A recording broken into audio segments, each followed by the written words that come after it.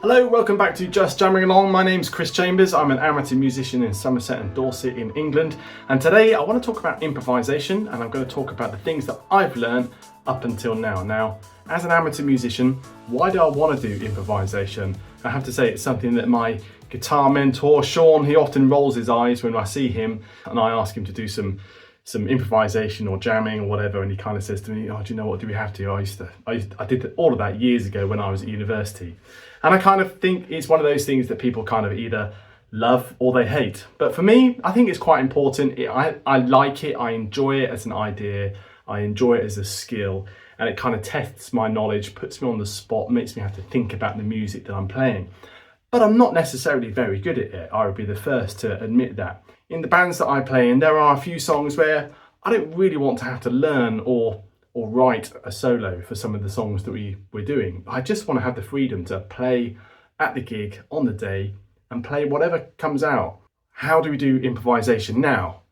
This is not going to be a lesson in improvisation. There are lots of people online that will give you lessons, or good local teachers that will give you lessons, I'm sure, in improvisation. And if you have lessons with those people, they will talk about, among many other things, of course, but I'm sure they will talk about, knowledge of scales, learning licks, learning arpeggios, thinking about playing with the chord changes and notes that you're going to target, and all those really good things. And of course, that's really important. Perhaps other things they might talk about is how you're going to tell a story with your improvisation. You might start low down on the fretboard and work high to a crescendo finish, and all those good things. That's really important, but that's not what I'm going to talk about today.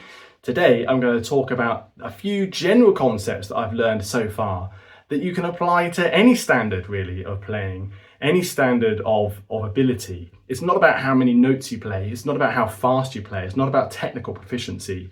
This is survival stuff, how to get yourself through a jam session or through an improvised solo that you might not have had time to rehearse for. So, okay, without further ado, let's take a look.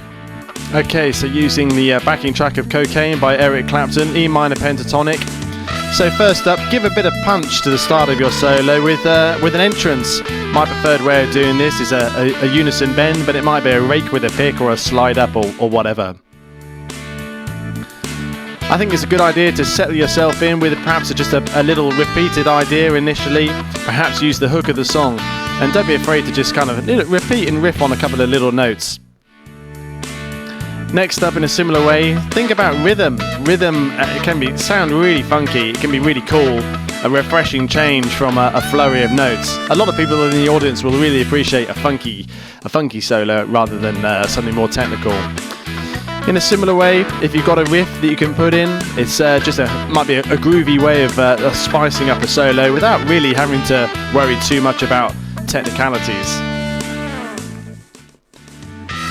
Next up, this is where the fun really starts, I think. Use your effects, your delay and phaser in this example, to really come through. Let those effects do the heavy work for you. In this section, I'm just playing lots of long notes and bends and really letting the sounds of those effects coming through. Not lots of technicality, it's all the sound of the effects and the guitar and the amp doing the work for me. Okay, I hope that was useful. As ever, if you like the content, please subscribe, please hit the bell, and I'll see you next time. Thanks very much.